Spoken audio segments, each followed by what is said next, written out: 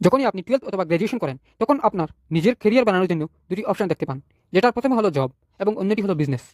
এবং এই দুই অপশনস আপনার ভবিষ্যৎ ডিসাইড করে। আর অনেকেই এখান থেকে আরও পড়াশোনা করেন যাতে পরবর্তীতে ভালো ডিগ্রি পায়, যার দ্বারা এক ভালো জব পেতে পারে। বাট যারা এখান থেকেই নিজের ক্যারিয়ারের স্টার্ট করতে চায় তাদের জন্য এই অপশনস ডিসাইড করা অনেক বড় টাফ, যার মধ্যে 90% লোক জবকেই প্রিফার করে।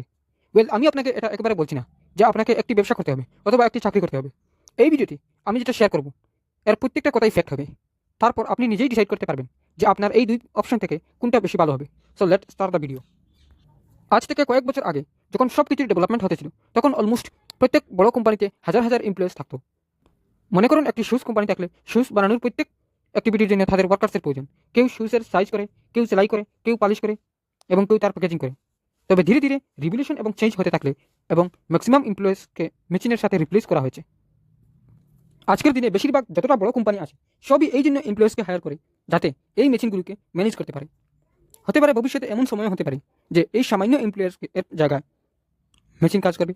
কিন্তু এই সব কিছুর পরেও আমরা ফ্যামিলি, নাইবার্স অথবা কোনো রিলেটিভস এটা শুনতে পাচ্ছি যে যদি তোমার জীবনে সাকসেস হতে চাও তাহলে পড়াশোনা করে এক ভালো চাকরি করে যাতে তোমার কখনো কোনোভাবে টেনশন না হয়। তাদের দিক থেকে এটা বলা একেবারে ভুল নয়, কারণ আজকেও তারা সেই সময়কে ইমাজিন করে যে কোনো লোক পড়াশোনা করে ভালো মার্কস পেয়ে এক ভালো জব পেয়ে নিজের লাইফ এনজয় করতে পারে। বাট সেই সময় না কোনো চাকরির অভাব আর না কোনো ইন্টারনেট। আগের সময় থেকে এখন সব কিছু পরিবর্তন হয়ে গেছে। টেকনোলজি আজ সম্পূর্ণভাবে অ্যাডভান্স।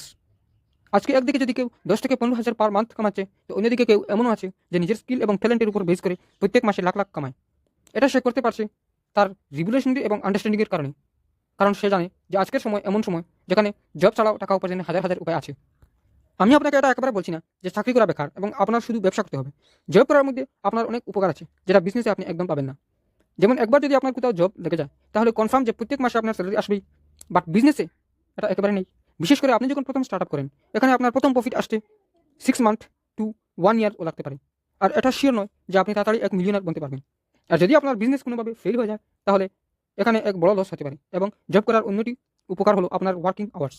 হুক আপনি 9 থেকে 5 ঘন্টা কাজ করবেন অথবা 10 থেকে 6, এখানে আপনার লিমিটেড টাইমের পর সম্পূর্ণ ফ্রি হয়ে যাবেন। এই সময়কে আপনি আপনার ফ্যামিলি অথবা ফ্রেন্ডস কারোর সাথে স্পেন্ড করতে পারেন। অপরদিকে বিজনেসে আপনার 9 থেকে 9 ঘন্টাই হয়তো কাজ করতে হয়, যেখানে ম্যাক্সিমাম টাইম বেশিরভাগ লোকের স্ট্রেস হওয়া শুরু হয়ে যায়। তো জব করা অনেক ক্ষেত্রে খারাপ নয়, বাট এক কন্ডিশনসে এসে এটা একটা খারাপ হয়ে যায় যখন আপনি আপনার পুরো লাইফ এক জবের উপর কাটান।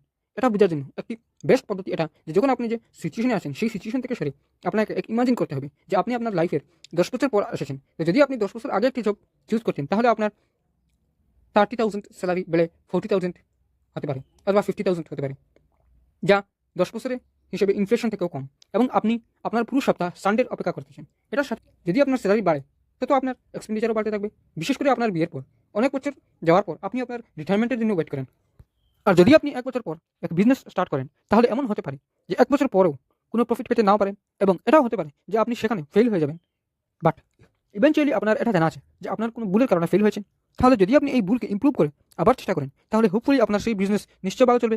যখনই এই বিজনেস গ্রো হতে থাকবে তখন আপনাকে সেই বিজনেসে ইমপ্লয়েজ বাড়াতে হবে এবং দেখতে দেখতে আপনার এই ছোটো বিজনেস এক বড় কোম্পানিতে পরিবর্তন হয়ে যাবে।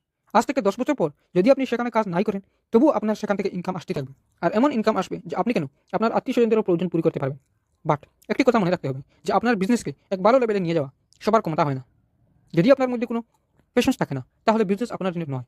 যদি আপনি ফেলিয়ারকে ভয় পান তাহলেও বিজনেস আপনার জন্য নয়। যদি আপনার মধ্যে রিস্ক টেকিং ক্যাপাসিটি নেই তাহলে business is not for you. যদি আপনি এক সাকসেসফুল বিজনেসম্যান হতে চান তাহলে আপনাকে এইসব জিনিসকে খেয়াল করতে হবে, তখন আপনি আপনার বিজনেসে সফল হতে পারেন। আবার আমি বলছি যে আমি চাকরির বিরুদ্ধে নয়, কারণ বিজনেস করার জন্য আপনার টাকার দরকার আর এই টাকা আপনার চাকরি থেকেই পেতে পারেন। বাট সর্বদা যদি আপনি জবসের উপর ডিপেন্ডেন্ট হতে চান তাহলে আপনার সম্পূর্ণ ড্রিমস পুরো হতে নাও পারে। এখন আপনাকেই ডিসাইড করতে হবে যে আপনাকে সবসময় কোনো কোম্পানির এমপ্লয়ার হয়ে থাকবেন অথবা কোনো কোম্পানির মালিক। এই ভিডিও আপনার ভালো লাগলে লাইক এবং কমেন্ট করতে ভুলবেন না এবং এরকম ভিডিও পেতে আমাদের চ্যানেলটি সাবস্ক্রাইব করে রাখবেন।